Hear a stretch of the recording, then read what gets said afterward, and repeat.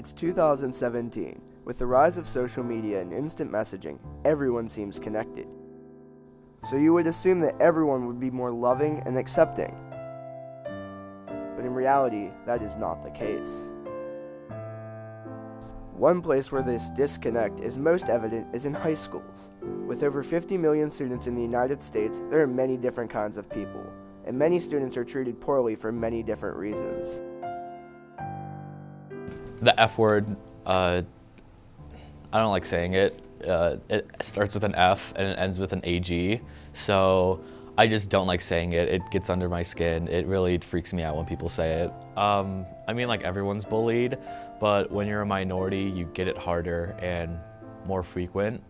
Actually today, just walking through the halls, you hear the F word constantly in high school, so it just dwindles you like a lot. So we have this policy at our school that if you're being bullied, that you should tell a teacher. Just tell them, they'll take care of it. Well, 7th grade, I came out the week before school ended, and on the last day, a lot of people were saying stuff, so I told my homeroom teacher about it. It came with me into 8th grade, and I told my homeroom teacher then, and she said she'll take care of it. Nothing really happened. They stopped doing it for that day, and then it just continued on. Actually, last summer, I went to this religious camp in Virginia with a youth group of mine, and it was really fun. It was really exciting, really entertaining. But then when we got back to our cabins, it wasn't fun anymore. A lot of people in my cabin were very backwards thinking, very homophobic, xenophobic. It wasn't sensitive for me. It wasn't right for me. The F word was used a whole lot. Made jokes about it, made AIDS jokes, made HIV jokes, not fun.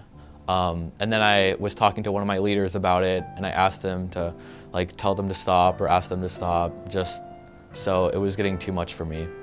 And he basically told me that they were just expressing themselves and to suck it up. I got a phone card and was talking to my mom over the phone about it, and I was asking her to come pick me up, but she told me she couldn't since we were 2 states away, and that I'll just have to be brave about it and keep trucking on. Being gay in high school affects me a lot, actually. As I said, you hear the F word every day, you hear jokes about it, and I try to brush it off, but it actually really picks under my skin. It gets really annoying very easily, and I usually just block them out and talk to other people about it, talk to people that know my struggle, know what's going on in my life, and people that I can trust. Well, in the past, I've been called the N-word, and then they just made stereotypes about me, saying, "Oh, why don't you try out for basketball? All black people are good at basketball." And I just heard other stereotypes well, I'm surprised you're not in jail, or you don't have a father. And then that was just kind of personal, and I know I didn't really grow up with my dad, but I at least see him so often during the holidays. And then I just got other stereotypes black people can't swim. And then I was surprised that you don't have a weird name like other black people.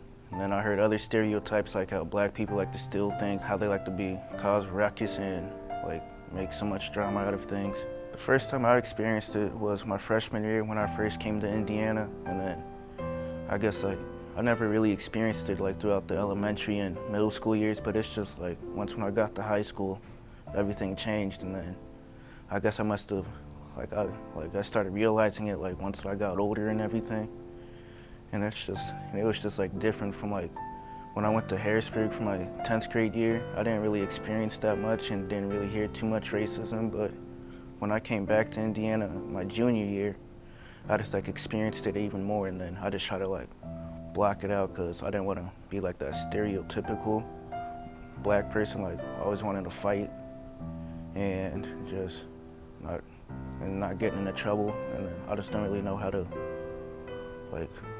it just gets me frustrated. I don't really know what to do, really. Well, I stutter. I've been stuttering since I was 2.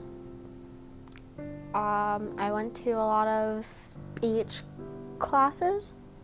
When I was in high school, 7th grade is when you're in high school, I guess. It went on for a really long time, but now it's I don't think anyone realizes it because like I try to control it, and I choose not to talk a lot because of that, because I feel like people think I'm like slow, like I can't think of what I want to say. It's hard because when I want to show someone how I feel, I can't, because when I want to try to talk, I don't, because I know that it'll take me forever to say how I feel about something. Or when it's even when I talk to my own family too, I feel like I shouldn't talk even though that they love me still.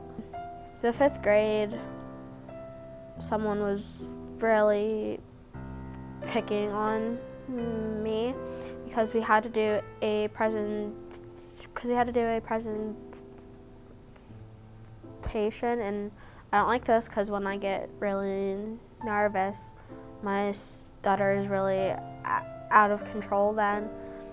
And when I was talking, a kid was mocking me. And when I went home that day, I was cutting myself because of my depression. After that, I was sent to the hospital, and I was there for a long time because I wasn't myself. I was really depressed through my 6th grade year to my 8th grade year. I wasn't in school a lot because of the way I talk.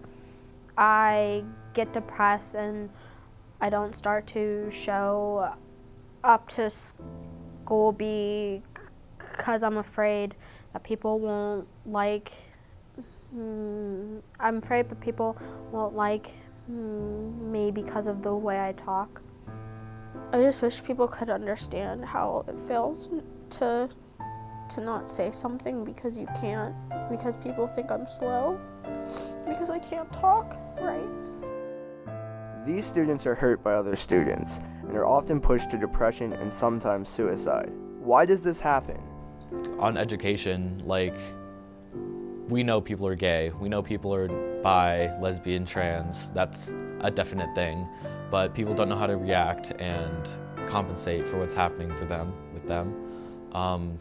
Like I said, at camp in Virginia, I told my leader I was not being treated right, not being treated like a human, and he just said, it's them, they're just dealing with it, they're going with what they want to do, and I had to suck it up. I think it happens is because I'm like one of the few black kids, and that the school is just like filled with like white people, and that they're not used to seeing like a black kid really, and I just like one of the few percenters of a minority, and that's why I think it happens.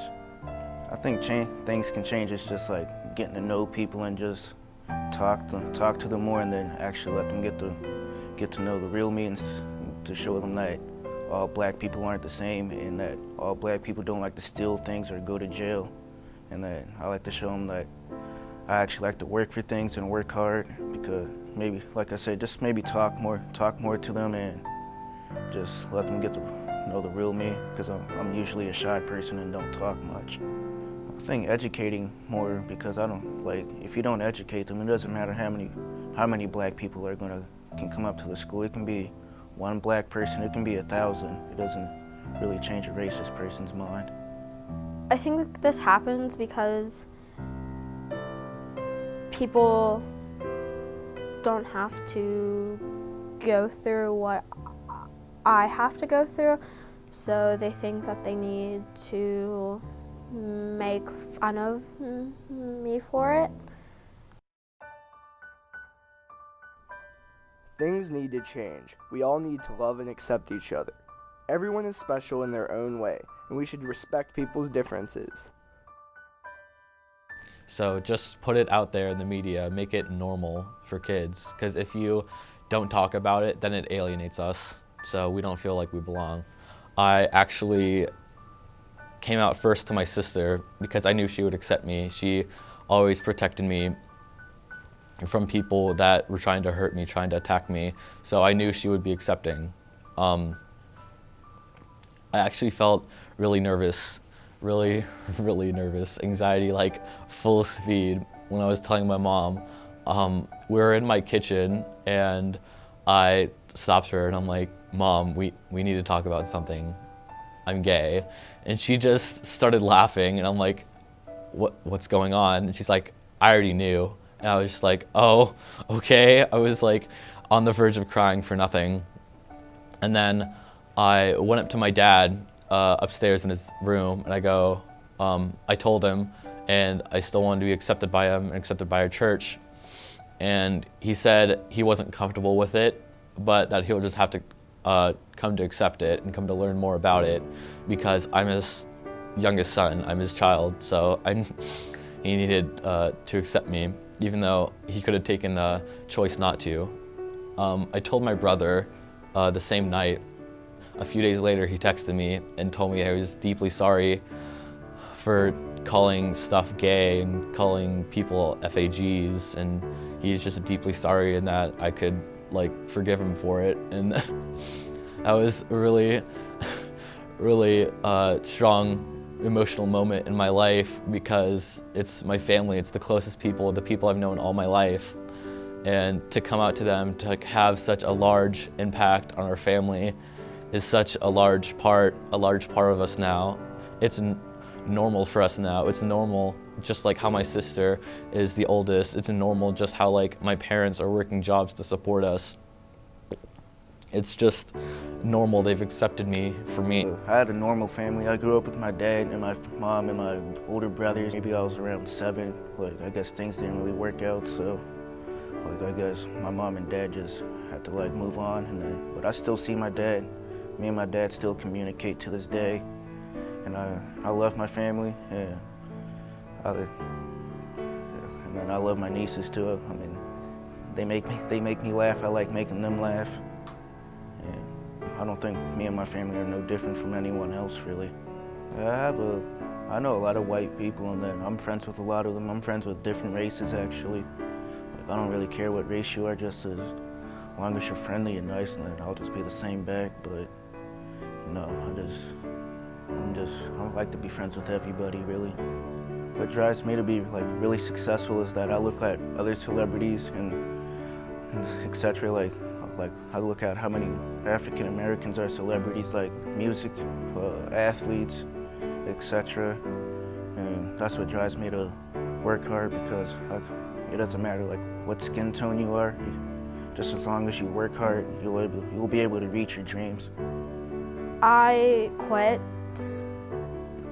my speeching stuff because I've been trying to learn how to accept it because they can't fix it. When I start to stutter, people look at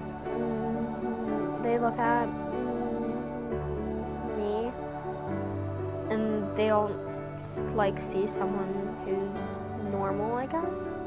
Even though I'm a girl. I go to high school. I'm everything that someone is except for the way I talk. Where's the love? Where's the love? Where's the love?